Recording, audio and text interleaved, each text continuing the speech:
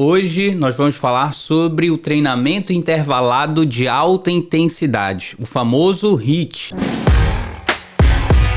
Muita gente está na dúvida, né? Pô, como é que eu consigo executar um HIIT? O que se caracteriza como HIIT? A gente tem uma definição geral que o HIIT é nada mais, nada menos que um exercício de alta intensidade feito de forma intervalada. Então, por exemplo, quando você corre 5 km sem parar, você está fazendo um exercício contínuo, sem pausa. Porém, se a gente fosse adaptar um protocolo de HIIT à corrida, seria correr alguns minutos e caminhar por alguns minutos. Correr por alguns minutos, caminhar por alguns minutos. E dentro disso, tem-se diferentes protocolos de treinamento. Então, por exemplo, eu tenho um protocolo de treinamento em que eu corro 1 minuto e caminho 1 minuto. E repito isso 10 vezes. Então, eu tenho um protocolo, que é um protocolo clássico do Guy Bala, né? Que é um pesquisador canadense. E aí ele utiliza treinos de 16 a 20 minutos, mais ou menos. Então, fica assim, de 8 a 10 séries, sendo que cada série é composta por 1 minuto de corrida em alta intensidade, seguido por 1 minuto de corrida ou caminhada. E essa corrida, né, de descanso, ela é em moderada intensidade, tá? Então o descanso ele pode ser em moderada intensidade ou em baixa intensidade, correndo, trotando ou caminhando. Vai depender muito da pessoa. Então, por exemplo, esse é um protocolo clássico de HIIT. Existem outros protocolos de HIIT que a gente pode, por exemplo, executar em outros ergométricos. Por exemplo, na bicicleta tem um protocolo muito conhecido também, que é chamado de Wingate. Ele também é um teste, né, para avaliar a potência anaeróbia e tudo mais. E ele é um clássico também. Foi um dos primeiros protocolos que eu comecei a estudar. E ele é o seguinte: são de 4 a 6 séries, certo? Sendo que cada série é composta por 30 segundos numa pedalada o mais rápido possível, seguido por 2 a 4 minutos de descanso ativo ou passivo, pedalando bem devagar ou ficando parado. Então, você repete essa combinação de 30 segundos ao out, que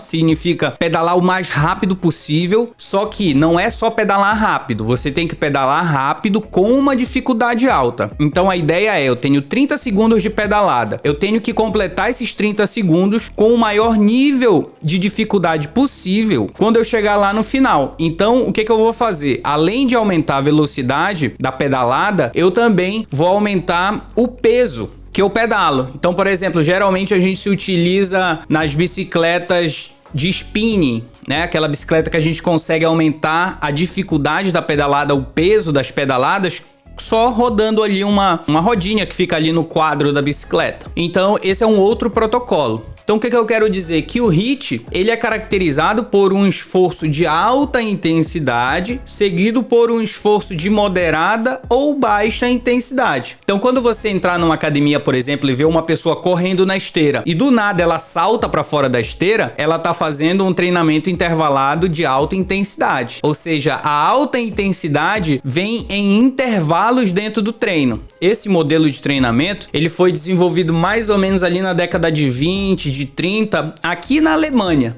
pelo Waldemar Geschler. E ele começou a estudar bastante o treinamento intervalado de alta intensidade e teve assim alguns ícones de esportistas que utilizaram. Se eu não me engano, acho que foi o Emil Zatopek, o nome do corredor. Na época, ele ganhou medalha de ouro nas Olimpíadas de 5 mil metros, 3 mil metros, se eu não estou enganado, e 10 mil metros também. O que isso quer dizer? Que para você correr muito tempo, tipo, para correr 5 quilômetros, você não necessariamente precisa treinar sempre correndo 5 quilômetros. O que eles perceberam é que as adaptações que envolvem correr muito tempo, elas podem ser atingidas, elas podem ser aguçadas no nosso corpo, treinando menos e com alta intensidade. Se a gente fosse levar um pensamento lineado, tipo, pô, eu preciso correr 10 quilômetros, então eu só vou treinar correndo 10 quilômetros, e não necessariamente. Porque se você corre menos de 10 quilômetros, só que em alta intensidade, intensidade, você consegue até mesmo melhorar mais ainda a tua capacidade de consumir oxigênio, né? Que é o que te faz perdurar em grande parte no treinamento. Então assim, por exemplo, você quer treinar para uma corrida de 10 km. Isso quer dizer que você só precisa treinar correndo 10 km?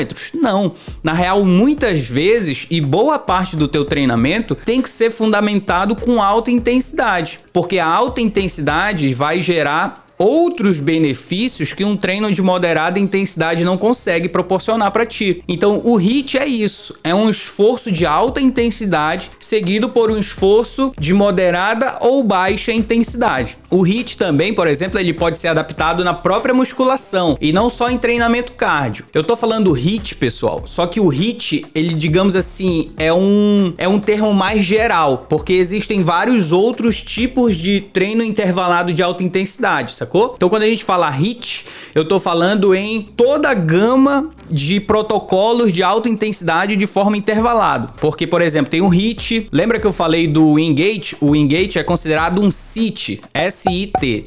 Sprint Interval Training. Tem o RST, tem vários outros protocolos que envolvem alta intensidade de forma intervalada. Mas quando a gente fala sobre HIIT, a gente tá falando sobre todo esse geralzão aí, tá bom? E aí a gente consegue fazer também esse mesmo protocolo nos treinos de musculação. Tem um italiano chamado de Antonio Paoli, que ele produziu alguns estudos nesse sentido e viu que o HIIT aplicado na musculação também é muito interessante para algumas adaptações que envolvem o emagrecimento.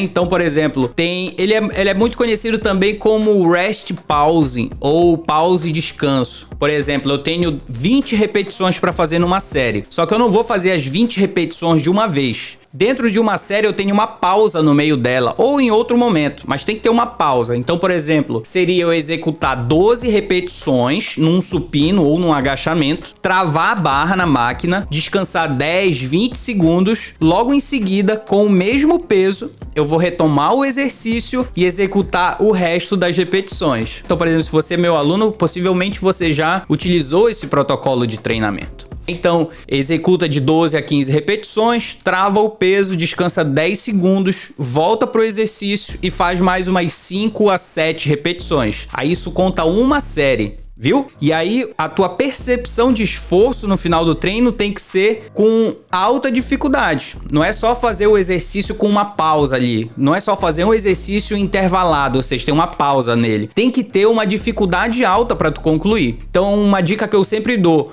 coloca um peso para que a primeira margem de repetição já fique o mais difícil. Não o mais difícil possível, né? Mas já fique difícil de ser concluída. Porque aí, consequentemente, a segunda parte já vai se tornar intensa, já vai se tornar difícil. Então, dentro de uma série, você tem 2 momentos com repetições. Então, esse protocolo, o HIIT, né, na musculação, ele é chamado de HIRT, com R, H-I-R-T. Ele é muito interessante também para emagrecimento, para hipertrofia muscular, para melhora da capacidade cardiorrespiratória e vários outros benefícios. Então, o HIIT é isso. É um treinamento intenso, intervalado, tem momentos que a alta intensidade aparece e que a gente consegue fazer tanto nas modalidades de treinamento cardio quanto nas modalidades que envolvem musculação, por exemplo, pesos livres e assim por diante. Beleza? Dúvidas? Coloca aqui embaixo. Se você curtiu também esse vídeo, coloca aqui embaixo teu feedback. Convida, né, um amigo para participar aqui com a gente, se inscrever, fazer esse teste aí, sem sombra de dúvidas,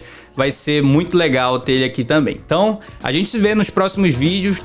Beijo grande, até mais, valeu!